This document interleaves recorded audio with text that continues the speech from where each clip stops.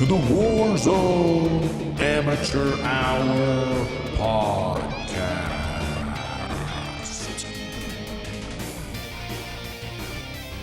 Welcome back to the War Zone Amateur Hour Podcast. This is episode number 77. The monsters have arrived on Caldera. All hell has broken loose. All the anticipation and hype has come to reality. So we got a lot to discuss here on the podcast. Also got some great user-submitted content to dive into. But before we get into all that, I'll turn to the 10-inch cowboy, fresh off of last week in which he hit a new PR, new heights here with his HDR and his other little goodies, and asked the 10-inch cowboy, how was your week in the war zone? My other little goodies. Wow, you talk to me like I'm just a little child. It was a good week in the war zone, a kind of a wild week as the King Kong and Godzilla integration has come to life. I didn't play a lot outside of that. I mean, played a little bit, but I had a rough week, to be honest, man. It's been getting sweatier and sweatier. I don't know if I'm playing with sweatier people. Got to play with some new people from the audience listener group, which was fantastic. Actually, our first drop into Godzilla, which was like at 9 a.m. on, was it Wednesday morning? Yeah, Wednesday morning, 9 a.m. We went with 37-year-old dad and UAV found my dad, a couple of daddies in the audience. And it was fun time, fun week. But yeah, I mean, I didn't feel like I accomplished very much this week, I guess is how I would put it. How was your week in the war zone? Yeah, my week felt like, continuation from last week. Definitely felt that meta shakeup. Definitely fully now on the STG as the long-range weapon of choice. I had given the Owen gun a chance again after seeing it so hyped, but I don't know. I kind of with you. Like, it's had some fun, but I'm not that lethal with it. So I'm back on the Type 100, back with the STG, locked and loaded with those, and really just kind of, it's like we're like athletes here, just like getting the reps in. Like, we just get those reps. I do know we had a session, though, this week. That you and I were in a quad with some fellas, some friends of the pod, and we were just cranking out win after win after win. Do you remember that? I don't remember that. That must be recently, though. I'm assuming it was a resurgence session, rebirth That's session? right. It was rebirth, resurgence, quads. I think we got at least 5 wins like in the session. I was like locked in, feeling it. I think clipped. It was a win. I got 11 kill win there with the final kill. Was feeling it going through the gas with stims and shit. I got that uploaded. It'll be coming out, down the ways as one of our wins of the week for our patron listeners. But no, we were having like a ball there.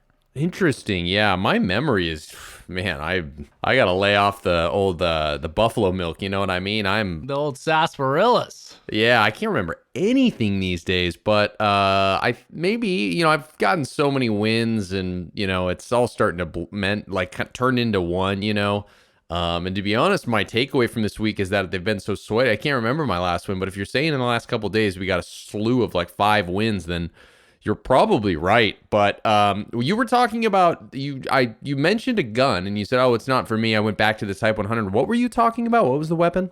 That is the Owen gun.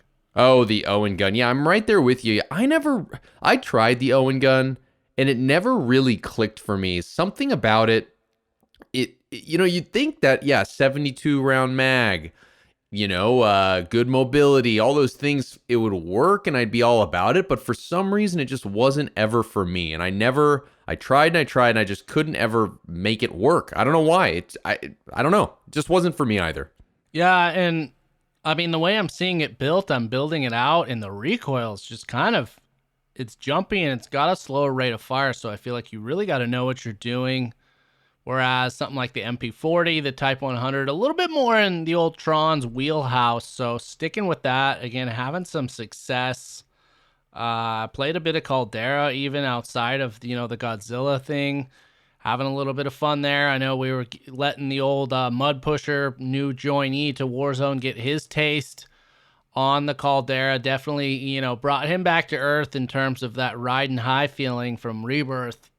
Going to the big boy map, having to deal with the one life, going to the gulag, getting slapped around there, waiting around patiently to be bought back. So he got the full experience, took him down a few pegs. Good. Yeah, that's how it should be. But we're kind of dancing around the meat and potatoes of this episode, which is something the highly anticipated, monster. Like, are we getting to that? Because I'm excited to talk about it. Well, we had our little preamble. We had to play with our little peas on the plate before we dive into this big old sirloin steak. That's right. That is Operation Monarch. Went live this past week. It was May 11th. It was hyped up. You got into the menus. They had like a whole soundscape going on. Fucking King Kong and shit.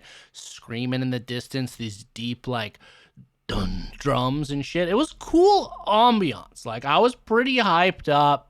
Then you get into the plane. The cutscenes even been edited. They're like in that. I'll let you. I know you're the fanboy. I know you're immersed in this world. So hyped about this. So I don't want to steal that thunder. I'll let you guide us through your experience with Operation Monarch. Yeah, I think that we should do this together as we walk through what it's like, because I think that there's the lead up to the Operation Monarch, and like when I first logged on Wednesday morning to play, I mean, it was an experience in itself. And I think, you have the update, you load it up, and then you get in and there's a cutscene. It's a really good cutscene.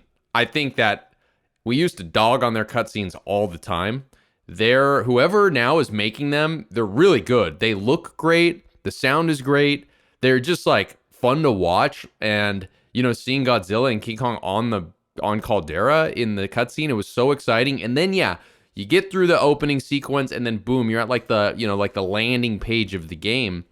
The sound design is different. The music is different. There is this almost like creepy, like jungle dark feel to it. You hear King Kong deep in the background, and it's almost like you're at Disneyland getting ready to go on some like jungle adventure ride. You're just like waiting there. It's like, oh my gosh, this is going to start. So the anticipation was there. I think they did an excellent job of teasing this. And if you, from like the pre-launch specifics were fantastic. And also, remember they did it with the audio signature thing where it said monsters are real, and then all of this is working, right? Like, we're getting to a point where it's like, wow, whoever is doing the pre-marketing on this and doing all that shit is knocking it out of the park, right? Would we agree on that? It's like working up to this point, right? Yeah, no, I mean, clearly like tons of forethought and prep put into the promotional materials. Put into, the soundscape, to put you into this mode, put into the cutscene, the animations, the graphics, the overlays, all that, yes, very much polished up and, setting the stage of like, wow, they really put some time into this thing. Yeah, and then so I think you get there and there's Operation Monarch at the very top of the playlists. And Operation Monarch is a quad, and you can only play it in a quad, right? You have to have a quad. I think you could drop in solo, but it's a quad playlist. That's correct. Yeah, so basically, but then what you realize is there's a resurgence mechanic to it. Like, you die, you come right back. It's just like Rebirth. And that mechanic goes late into the game, I want to point out. I'm pretty sure, like, the mechanic goes into the 6th circle, I think. It lasts a really long time. So, yeah, basically we drop in, we get into the helicopter or the plane, and we're flying in, and on our first drop, boom, King Kong on peak, this giant motherfucker looking angry, and then Godzilla in the water down by Subpen kind of doing his thing. And basically, first of all, I want to say it was really cool to see the monsters on the map initially. I was like, holy shit, those are gigantic. This isn't Krampus, you know what I mean? They don't have some little Christmas tree they're like poofing around. Like, these things are gigantic. and they're there and they're loud and in charge. But that's kind of where I think the excitement starts to trail. What do you say?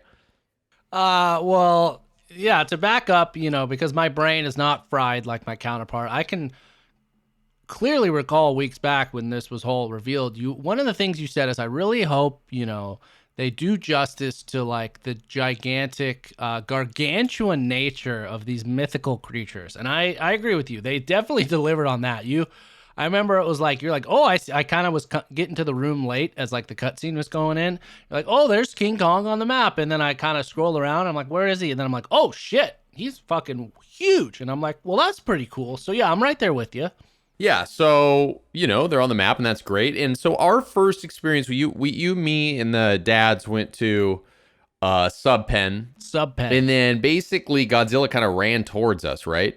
And he's not really focused on individuals right in front of him. He's just doing these larger kind of attack moves, like he, blows fire or laser out of his mouth. What else I think that's his only move, right? Does he do something else? King Kong was smacking around the ground and throwing boulders. And then, Godzilla was calling out and shooting fucking death rays. Yeah, so you just can you shoot Godzilla or you shoot King Kong, you acquire these intel tokens that essentially give you different perk levels of releases. Like one's a gas mask, then there's a loadout, and then you can actually control the attack from these creatures. Which isn't as I thought you could actually control the creatures when I read it the first time when we talked about it. Like you would actually control Godzilla, you know what I'm saying? Which would be unbelievably cool, as opposed to just laying down where the attack is going to hit more so. So disappointed to start there. And I'm pretty sure Godzilla only stays in the water, right? He doesn't come on land. I'm not sure on that. I think you might be right. Okay. So I mean, it's I didn't hate it as much. I feel like a lot of people really hated this. I liked having the resurgence mechanic on Caldera. I thought it was fun to have another target on the map aside from these, everyone else, just regular players. I had fun with it, and I mean, it's not a game mode I think that I'd stick with often. But it's not something that I'm totally opposed to, but I feel like I'm kind of in the minority there. I feel like a lot of people totally hated this. And that's where I'm going to pass the torch to Tron to let him really lay into this. Well, first off, first note is I guess I'm not a Caldera player, but thank God, it's its own standalone. This isn't something that's just forced down your throat. And we've talked about so much anticipation, so much hype, so much care done to these blueprints and all this shit. It seems though, when you get in, you experience the fucking thing, that the last thing they really spent time on was the actual fucking gameplay. And the bar's kind of low. Krampus ran around, yelled at you, teleported, and fucked up your day, and that was somewhat fun, added a little, whereas these, it just feels so lazy, an afterthought. It's literally I'm on a fucking map now, I got these giants running around, and then ever so often I'll see on my TAC map, oh, somebody's shooting a laser beam at me, better run out of the way. And then, finally, once the circle gets small, maybe I'll encounter some other players, but beyond that, it's just kind of like a fucking clusterfuck. There's no real fun to it. It was a huge letdown for the Tronster here. Huge letdown. Well, so loud and clear, what would you have done differently if you were them? How would this experience have been better? I mean, I understand what you're saying, that it's lazy, but I also don't. I'm trying to think of a scenario in which it doesn't feel lazy and it's better. How? You play more video games than I have. What would make this less lazy? I mean, you threw it off the top of the map. Let us actually control these fuckers. Give us a POV of them through his laser eyes and be moving them around. Or two, make them more lethal.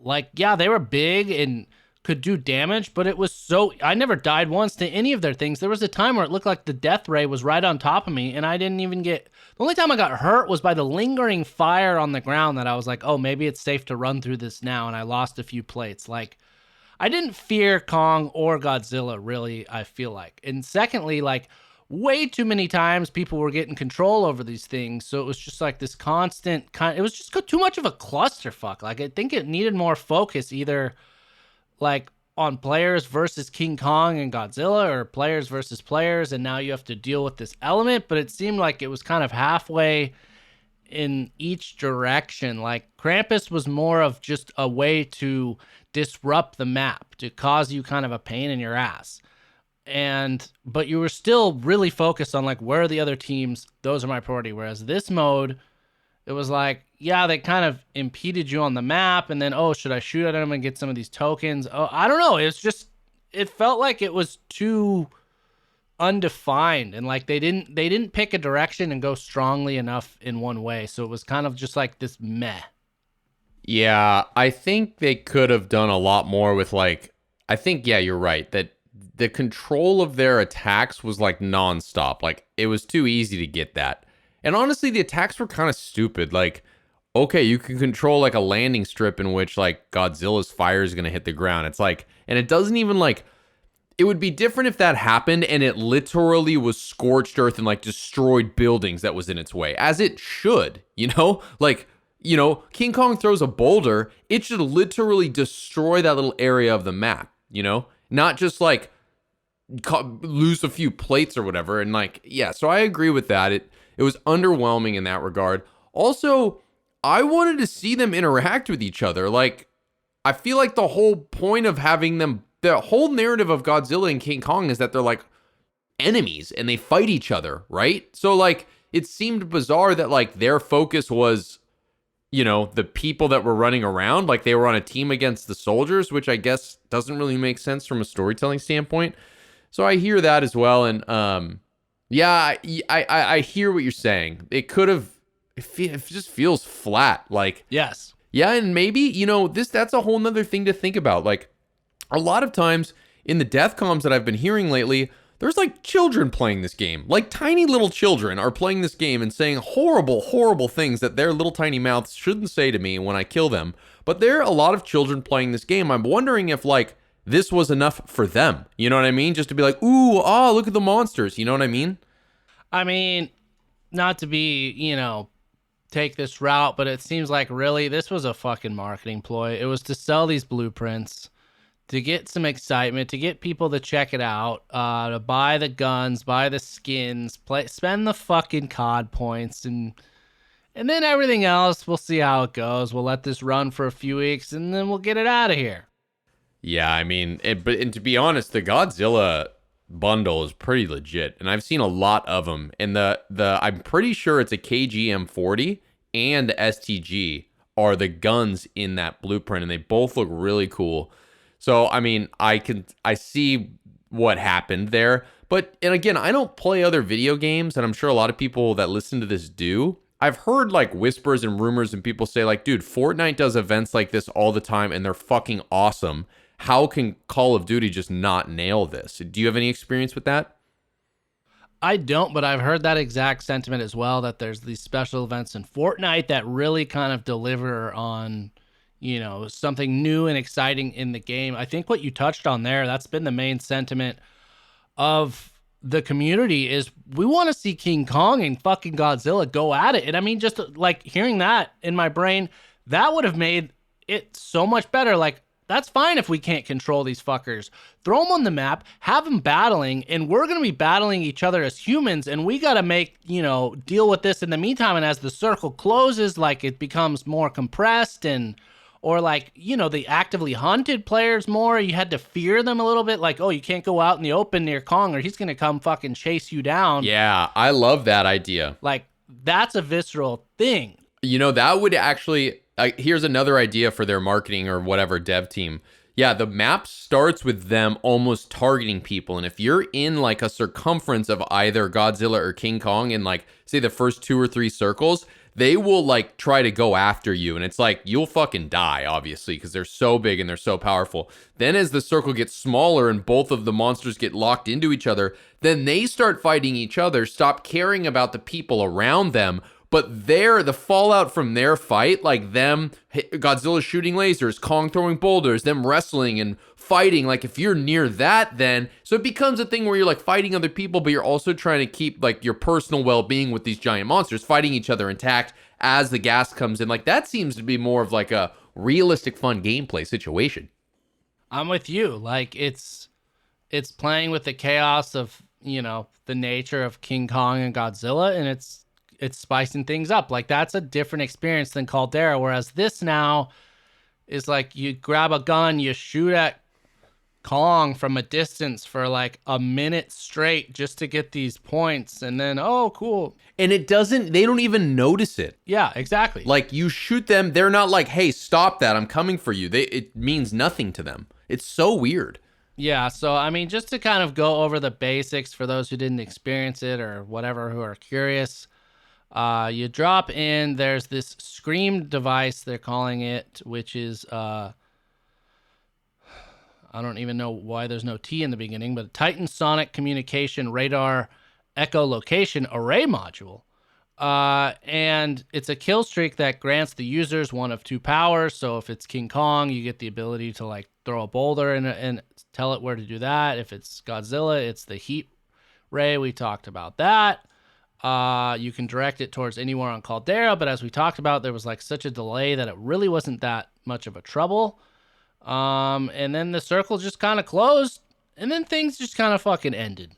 And that was pretty, and then as you collected these intel, the cowboy said, it kind of unlocked different kill streaks along the right-hand side menu. Like you started with a gas mask, then you get a satchel, then you got like a loadout marker. Can't buy loadout markers at the buy.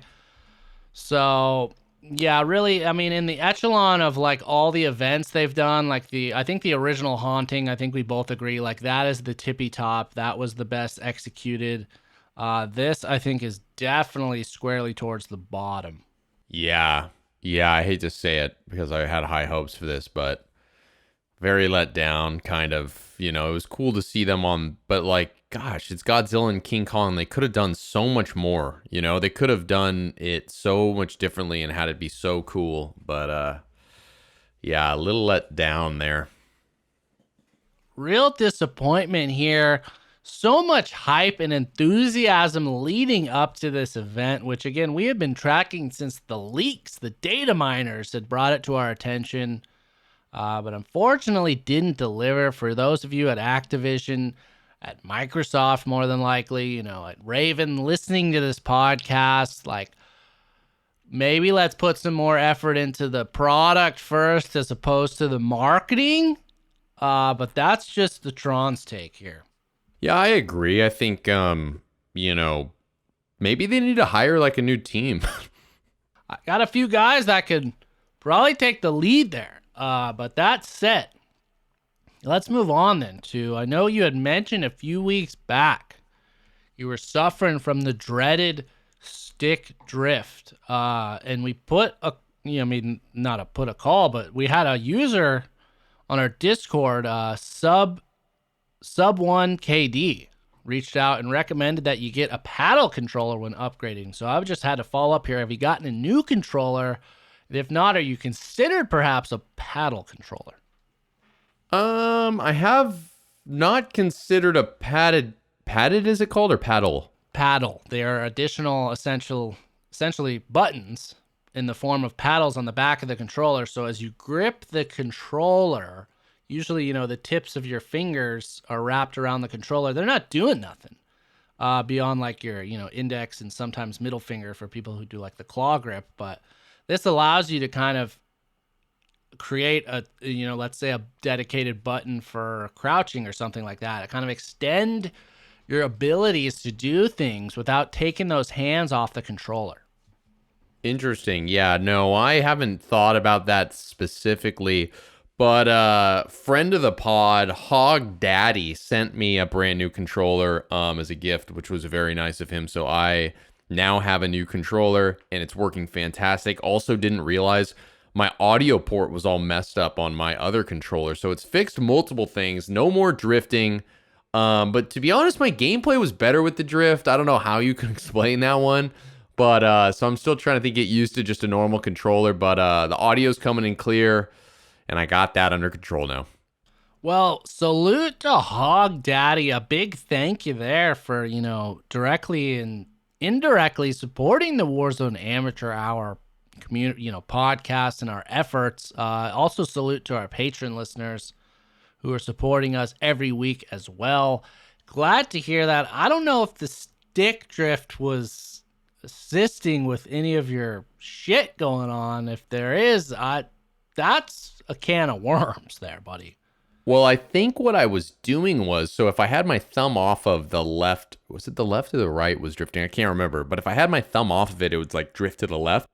And what I would do is I would just keep my thumb engaged on it. So I'd like just kind of like lightly be pushing it around every now and then. And it kept me like more engaged, I think. So that's why I was like kind of zoned in a little bit more, because I had to fight off constantly the drift. So it was kind of this weird way of keeping me locked in. Interesting. Well, maybe you just go take that brand new controller, bash it on the ground a few times. You can get right back where you were, although your audio issues will probably return with that. But I'm glad to hear that's the case. I myself, I've considered these paddle controllers. I know like early on in the days of PS5, as far as I know, there wasn't like a paddle version of the DualSense available. If there is now, I'd be maybe curious to look into that. But that's a whole like, we've talked about muscle memory, switching. I remember back when we switched to bumper jumper, that was an adjustment. So I don't know, but like the ability to, let's say, I think crouching would be the big one, because I've always wanted to be like a drop shotter guy. And the only time I fucking do it is by accident. And every time it happens, though, it's cool. I win the gunfight. I'm like, wow, I wish I had done that on purpose. So could consider it. If you're all out there, you have a PS5, you're running a paddle controller, send us your recommendations. What are your thoughts? Yeah, I'm not fundamentally against it, if you know what I mean. Yeah. So, though, speaking of focusing, speaking of patron, we've uploaded, as we've said, many wins of the week. And on some of the recent ones, I know you were kind of pinging me saying, hey, there's a fucking moment in this gameplay video where you said someone was one shot, and then I went and I died to them, and they weren't one shot, and you insisted. But now I'm seeing the video from your POV, and you were wrong, Tron. That guy was not one shot. So it prompted kind of this existential question here for us to discuss here right now. And we're going to be wanting to hear from you out there, the listeners, kind of like we've done before when we've had these debates, is like, these aren't written in stone, I would say, but what, in my mind, when I plate someone, I see that blue little icon come on there, and then if I die from that point forward and that player is still standing, I consider them one shot. I don't know the technical knowledge behind that, like if a headshot really is a one shot, but I call that out as thus. Whereas, Cowboy, what about you? Well, you're wrong. First of all, I just want to say flat out, you are wrong in this discussion. To say that they're one shot when you've cracked them, they don't have any more armor plates on them, that means they're cracked, right? There's a difference between cracking somebody or breaking somebody and then them being one shot. Because if I am in a gunfight and I've lost all my shields, but my buddy calls out to me and says, oh, I have somebody one shot right here and it's near me, I'm going to race over there just to simply finish his kill. But if he has the same health as me still and he kills me in like a legitimate back and forth gunfight, you are the idiot that told me to go just off this guy quickly with your one shot remark. So you can't be saying one shot unless they're literally a bullet. Like, one shot means that you hit them with one bullet and it's over. That's what one shot is. There's no other definition for it. I don't know where you got this twisted. I don't understand what the... Well, this is like the spirit of the term, maybe originally, like this is a term that has been not solely to Call of Duty. This is a term used across the multiplayer space.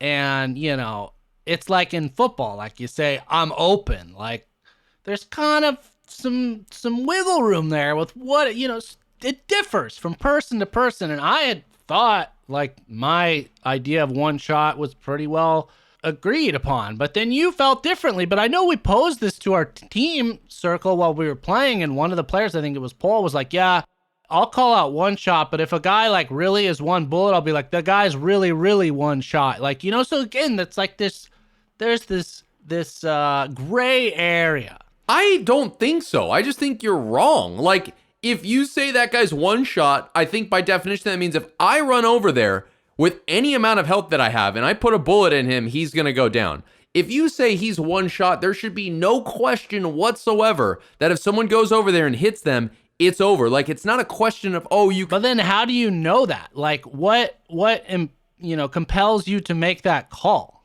Well, I mean, if you were a savage player and you know that you've broken them and then put a few more bullets into them and you know that their health is like literally like one bullet away from being over and it was that close of a gunfight, I think the problem is one shot is a term that gets thrown out too often. I think it should be more like, oh, I cracked that guy, I broke that guy. That means he's got no more shields, but he's got still his life left or some variation of his life. One shot is like used for, oh my God, this guy's like, he should have been dead. I can't believe he still has any life. If you put one bullet in him, he's going to be gone. Like, you're conflating two of these different terms.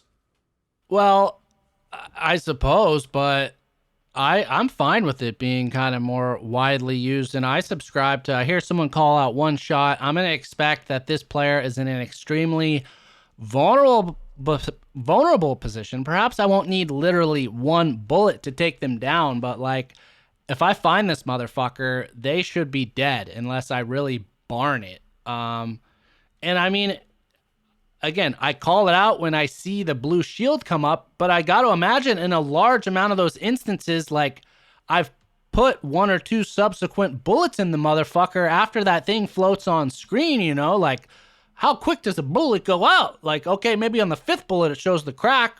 Maybe the sixth and seventh one hit him. So I'm going to call out the one shot. Why wouldn't you just say he's cracked or he's shielded or he has no more plates on? Like, why would you go beyond that and exaggerate and say he's one shot? Why not just say the correct thing?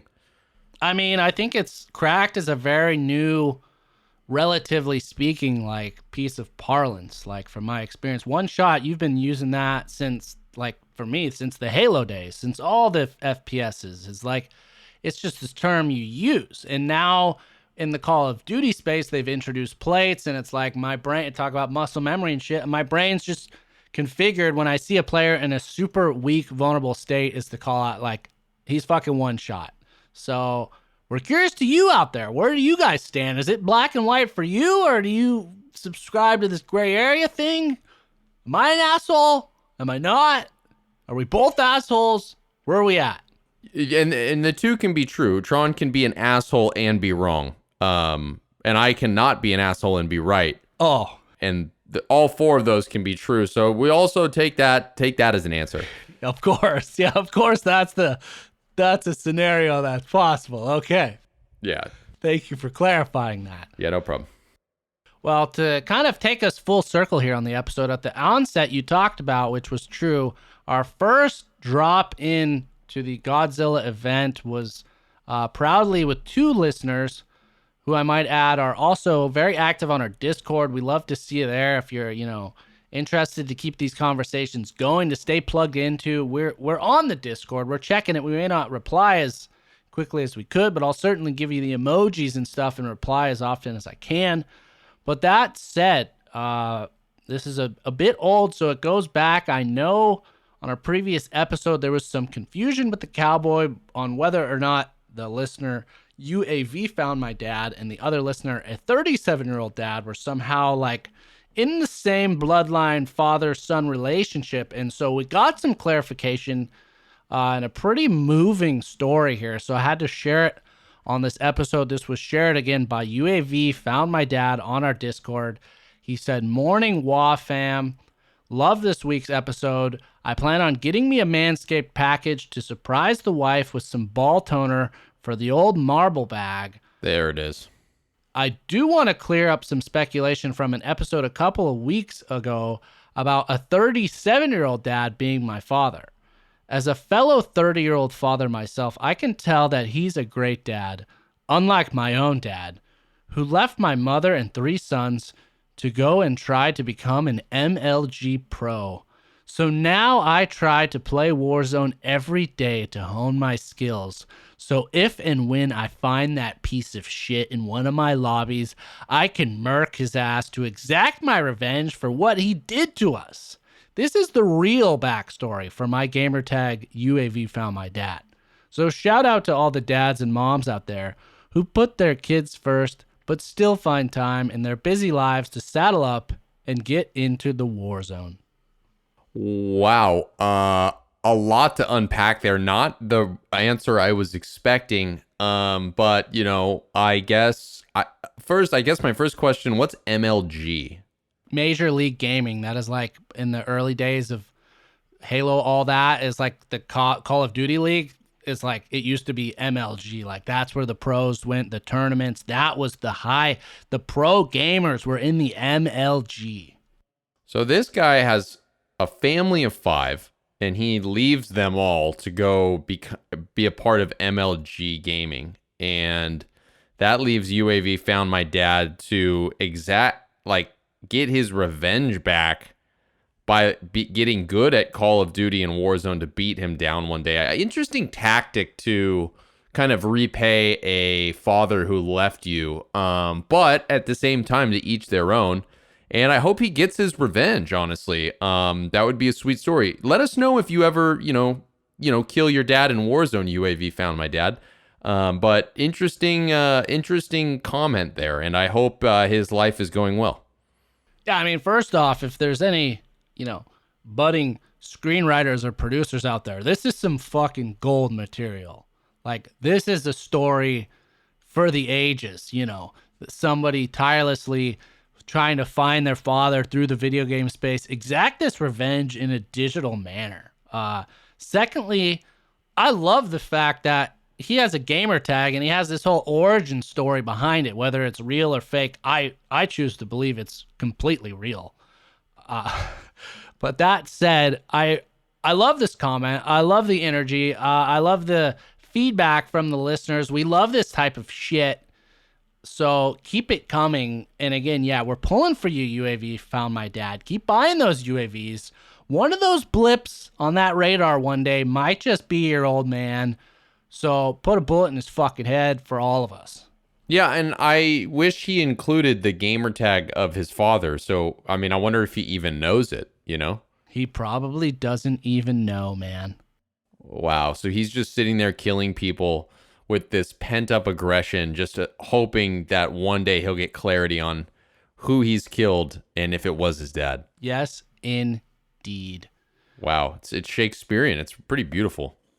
Well, speaking of that comment, as UAV found my dad had noted, that brings us to our next point, which is that support for the Warzone Amateur Hour is once again brought to you by Manscaped, who is the best in men's below-the-waist grooming.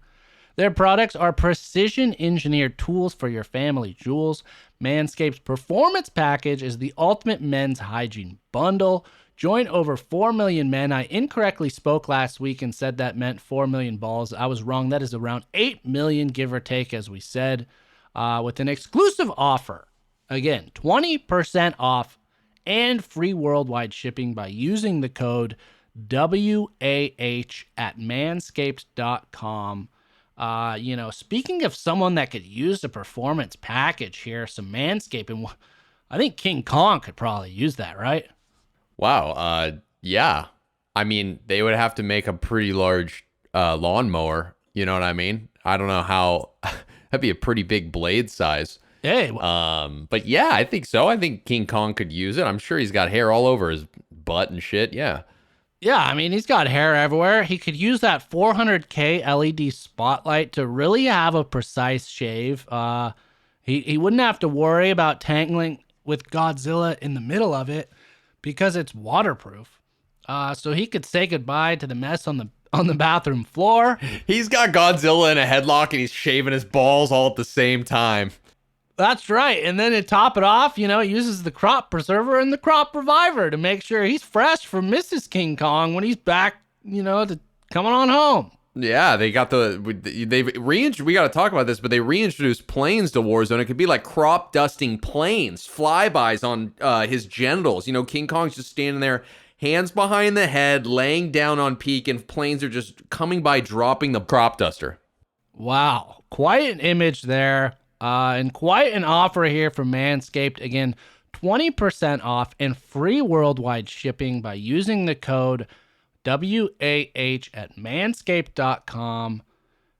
Unlock your confidence and always use the right tools for the job with Manscaped. Use the code, people. WAH, don't forget. All right, and yes, as a final topic, we almost skipped over it, but I'm so glad you mentioned it, and that was one of the, I guess, the best outcomes, or whatever you want to call it, from this Operation Monarch surprises, returns, in reintroductions, is we discovered that the fighter planes, the little, condoms or whatever they had, the covers on them have come off, baby, and we're ready to raw dog and ride high through the skies on Caldera again. Wow. Jesus. Okay, wow. You're excited. How did it feel for you to get back in the saddle? I know you're a plane enthusiast. They didn't bring the bomber planes back. That's the only caveat to this, is there's no bomber planes. So they only have the fighter planes, which, I think it's such a great dynamic addition to the game when they have the airplanes. There's a lot of people that literally, and including some of our really good friends, that just love flying the planes. And it's, it's kind of weird. I think it's fantastic that they're back. They didn't have the bombers back for some reason. Right now is like the only time in history too, helicopters and the fighter pilots are both on the map together, which I'm sure someone's going to find a glitch and exploit it. Planes are back, no bombers. The thing is that, again, like, I hate to keep harping on misses here, but, even in like the very beginning of the Godzilla King Kong teaser, King Kong like grabbed a plane out of the sky and smashed it against the ground, and it was like classic King Kong and airplanes, right? Well, King Kong doesn't interact with the airplanes whatsoever. Like, why isn't King Kong trying to swat them away? Or, why even have the airplanes in the mode if they're not going to interact? You see what I'm getting at here? It seems like a great, but also another failed opportunity. I mean, I got my resume ready. I know you got yours. We're waiting for you guys to call us out because we could do it. And you're absolutely right. Like, that would have been a whole genius way to sculpt this mode, is maybe you shoot them from the ground and it's like, fucking dusting them with marshmallows. Like, it doesn't hurt them, but you get into a vehicle and maybe they got some vulnerable spot that only you could reach with an air vehicle or a helicopter. So you prompt the player base to get into the skies to take these fuckers down. But on the flip side, they're coming after you. They're grabbing planes out of the sky. He's throwing boulders through the air. We got the fucking laser beams flying. You got to dodge. Like, how much more fun just is that picture in your mind of what we got?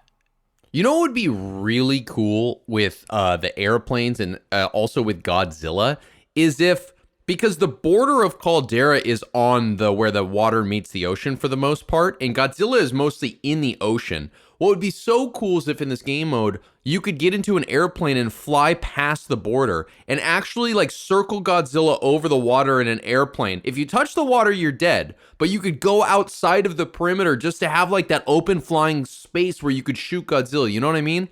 And they didn't do anything like that. They didn't get creative at all. And it's a shame. It's nice the airplanes are back because they are really fun to fly, but they missed an opportunity again. Yeah, and I think it goes back to like, there's just not enough focus. They didn't make a strong enough decision. It just got way too muddled and watered down.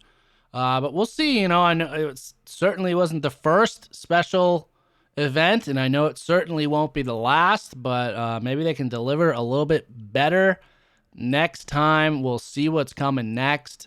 Again, that was all kind of teased to us months back from the leaks. Well, we're always tracking the leaks, and when it comes to that, we had another one this week from a pretty trusted Call of Duty leaker, and he claims that the new Modern Warfare 2, the big shebanger, the big, it's going to be out for 2 years before we see another one. It's going to be the basis of Warzone 2. He has said that is going to be officially revealed next month in June. That would make sense because they're going to need some new news, a new news cycle, coming up here. And the timing of June coming out later this year, next year, it all kind of makes sense. So that's probably accurate. So yes, build some hype over summer. Could be weeks away from our first glimpse into the future. So we will always have the news for you here. Always stay tuned. But that is going to do it for us this week on the Warzone Amateur Hour podcast. Again, Operation Monarch finally arrived. The thing emerged from its cocoon, the Monarch butterfly, but unfortunately this one is a bit of a fucking dud. Yeah, I mean, I think you are being a little harsher than I am on it, but it definitely underdelivered. I think your fandom is blinding you from the truth, from really giving it your all, but, it is what it is. Just like I think that you believing that you're putting more bullets into somebody is blinding you on what a one-shot is and what cracking is. I think that we're both right on that one there. Well, we'll have to see what the consensus is with the community, but, if you're a fan of flight, you're a fan of flying, the game mode's good for that, especially with that resurgence mechanic. You just fly, die, keep getting back in the fucking plane as long as you got a teammate alive. But in the meantime, you will find most likely Tron and the Cowboy where we spend most of our time, and that is on Rebirth Island. Always looking to get together with some listeners. But as always, please like, subscribe. I saw we've gotten some new reviews on our Apple Podcast page. We love that. Give us a rating if you use Spotify. Leave us a like, a comment on our YouTube videos. We're up to now over 420-something subscribers since recently crossing 400, so let's keep the momentum going, keep the media empire growing. We're going to be announcing a live Q&A/recording session coming up as we get settled a bit. Got some transition on our personal lives, but so much shit is coming. Yeah, and we know that there are far more podcast listeners than there are subs on our YouTube channel. So listen, if you listen to the podcast and you support what we do, go onto YouTube, give us a sub. Even if you're not digesting the video content, it helps us in the algorithms. Grab your spouse's phone, subscribe to all the shit on your partner's stuff. If your little kids got devices, get them listening to the podcast. We'll teach them how to be, respectable game playing amateurs and get them all on board, right? That's right. And I mean, we've been posting some banging videos too, so you got some good shit to check out. It's a win-win. But either way, we love y'all. We look forward to sharing, what's going on with you every week. So until next time. Good luck in the gulag.